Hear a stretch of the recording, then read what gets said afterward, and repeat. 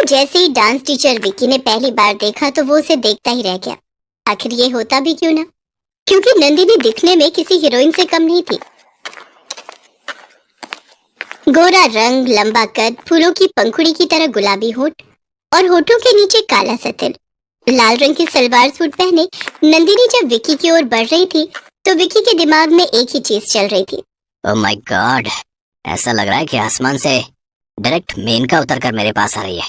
नंदिनी जब पहली बार उसके पास आई और उससे पूछा कि एक्सक्यूज मी, ये डांस टीचर विक्की कहाँ मिलेंगे?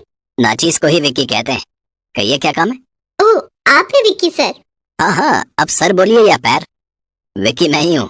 काफी मजाकिया हैं आप। उसका तो पता नहीं, लेकिन आशिक मिजाज तो हूँ। विक्की की इस बात पर नंदिनी ने जब उसे घूर कर देखा तो उसने कहा, अरे आशिक मिजाज मतलब डांस से आशिकी। I love dancing. डांस मेरी रग रग में समाया हुआ है। जैसे मछली पानी के बिना नहीं रह सकती, मैं डांसिंग के बिना नहीं रह सकता। सर मुझे आपसे डांस सीखना है, मैं कब से डांस सीखने आ सकती हूँ? काल करे सो आज कर, आज करे सो अब। पल में परलय होएगी तो डांस सीखेगा कब? डांस टीचर विक्की की इस बात को सुनकर नंदिनी मुस्कुरा दी। विक्की ने उसी दिन से नंदिनी को डांस सिखाना शुरू कर दिया।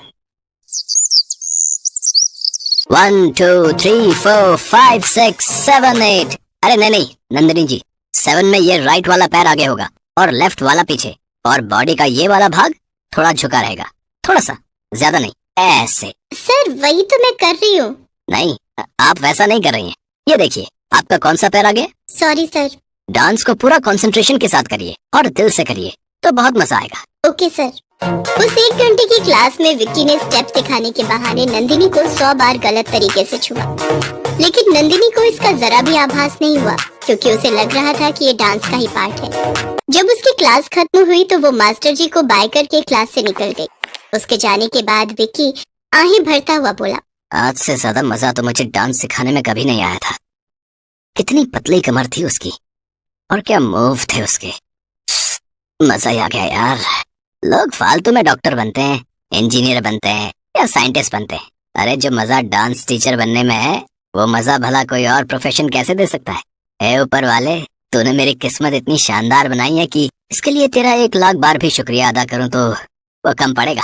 उधर नंदिनी लगातार विक्की डांस टीचर की क्लास में आने लगी, लेकिन धीरे धीरे उसे ये एहसास होने लगा कि विक्की डांस टीचर हमेशा कोई न कोई ऐसे मौके की तलाश में रहता जब वो उसे टच कर सके। डांस टीचर कौन है, मैं या आप? सर वो तो आप हैं, लेकिन इस बार मैंने तो सही स्टेप्स किए हैं।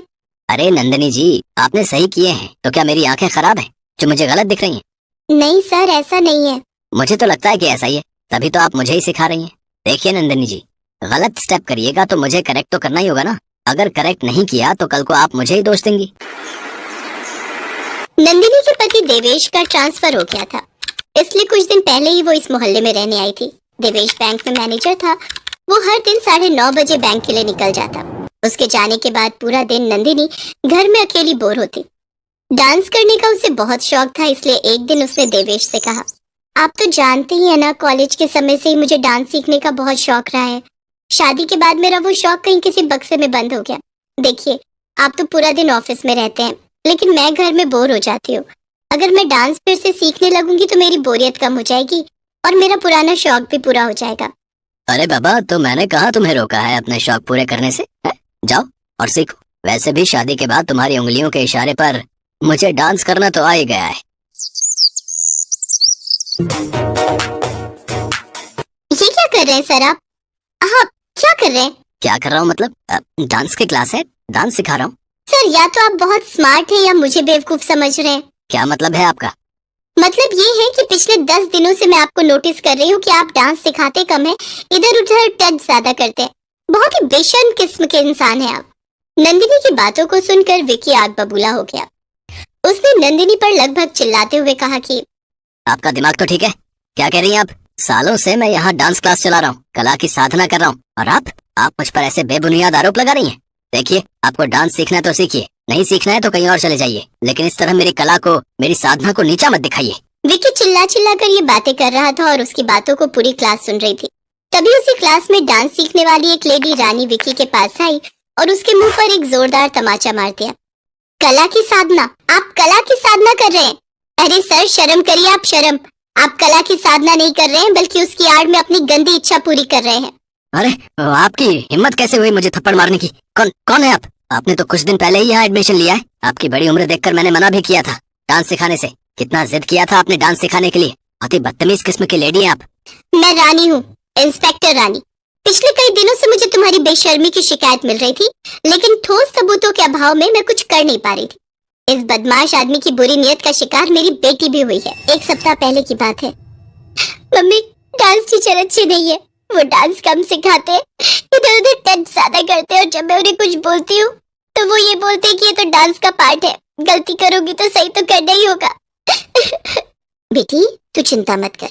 तुम्हारे उस डांस टीचर की सारी पोल मैं सबके सामने खोलूंगी, और वो भी सबूत के साथ। इंस्पेक्टर रानी ने भी विक्की की क्लास में एडमिशन ले लिया और उसकी एक एक हरकत को अपने छिपे कैमरे में कैद करने लगी। इंस्पेक्टर रानी विक्की को गिरफ्तार करके थाने ले गई। थाने में उसकी अच्छे से मरम्मत की गई और फिर उसे जेल भेज दिया गया। उसे 6 साल की सजा हुई।